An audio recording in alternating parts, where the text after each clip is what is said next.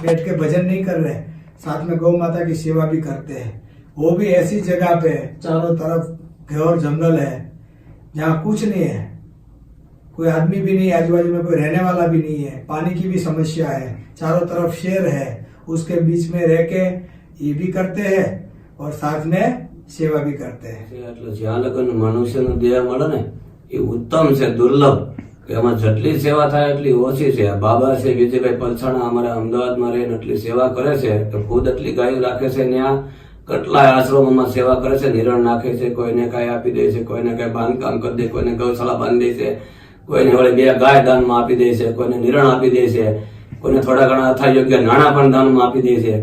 એ પણ એક સેવક છે, કેમ કે પરંપરાગત થી હાલી આવ્યા કે ધર્મ ને હારે કર્મ હોય, કર્મ ને હારે ધર્મ હોય, બે રાખવું પડે। જયારે માણસનું શરીર હાલતું હોય ત્યાં લગન એવો કઈ કર્મ કરવાનો હોય, જયારે શરીર થૂલ બની જાય નથી થઈ શક્તિ ત્યારે ફટાફટ ધર્મ કરવાનો હોય, બે રસ્તે માણસને હાલવું પડે। અનેક પ્રકારની સેવા છે, હરેક જીવ અહીંયા આવે, ગાય માતા છે, કબૂતર છે, ચીડિયા છે, પરંપરાગત હાલ્યા ભક્તો હોય, અરે સાધુ હોય તો અરે સાધક હોય, બે હોય ત્યારે બધું હાલે છે। હર હર મહાદેવ, જય ગાય માતા।